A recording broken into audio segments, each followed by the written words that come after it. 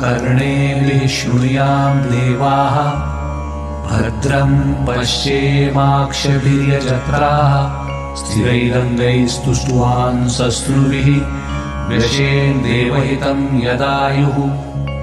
ॐ स्वस्ति न इन्द्रो वृद्धश्रवाः स्वस्ति नः पूषा विश्ववेदाः स्वस्ति नस्ताक्षर्यो अरिष्टनेमिः स्वस्ति नो बृहस्पतिर्दधातु।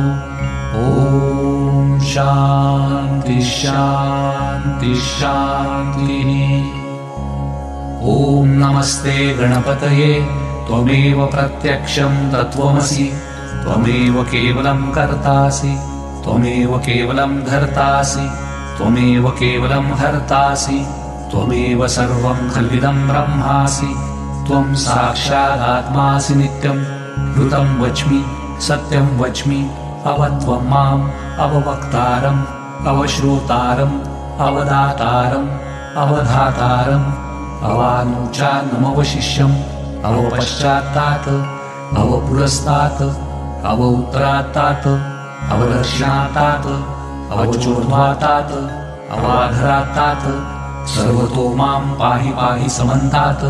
त्वं वाङ्मयस्त्वं चिन्मयः त्वम् आनन्दमयस्त्वं ब्रह्ममयः त्वं सच्चिदानन्दाद्वितीयोऽसि त्वं प्रत्यक्षं ब्रह्मासि त्वं ज्ञानमयो विज्ञानमयोऽसि। सर्वं जगदिदं तत्त्वो जायते सर्वं जगदिदं तत्त्वस्तिष्ठति सर्वं जगदिदं त्वयि लयिमेष्यति सर्वं जगदिदं त्वयि प्रत्येति।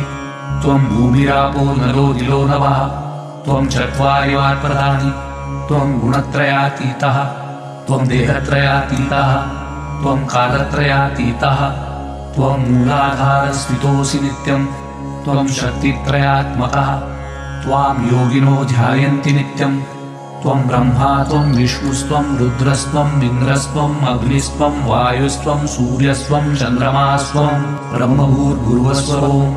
गणादीन् पूर्वमुच्चार्य वर्णादीन् तदनन्तरम् अनुस्वारः परतरः अर्धेन्दुरसीतं तारेण रुद्धम् एतत्तव मनुस्वरूपम्। गकारः पूर्वरूपम् अकारो मध्यमरूपम् अनुस्वारः श्रान्तिरूपम् बिन्दुरुत्तररूपम् नादसन्धानम् सहिता सन्धिः सैषा गणेशविद्या गणकऋषि निरीक्षुद्गायत्री छन्दः गणपतिर्देवता। ॐ गं गणपतये नमः। एकदन्ताय विद्महे वक्रतुण्डाय धीमहि तन्नो दन्तिः प्रचोदयात्। एकदन्तं चतुर्हस्तं पाशमं कुशधारिणं रथं च वरदं हस्तैर्बिभ्राणं मूषकध्वजं रक्तं लम्बोदरं शूर्पकर्णकं रक्तवाससं रक्तगन्धानुलिप्ताङ्गं रक्तपुष्पैः सुपूजितं भक्तानुकम्पिनं देवं जगत्कारणं जगम् आविर्भूतं च सृष्ट्यादौ प्रकृतेः पुरुषात् परम्। एवं ध्यायति यो नित्यं स योगी योगिनां वरा। नमो रातपतये नमो गणपतये नमः प्रमथपतये नमस्ते सुलम्बोदराय एकदन्ताय विघ्ननाशिने शिवसुताय श्रीवरदमूर्तये नमो नमः। ॐ गं गणपतये नमः।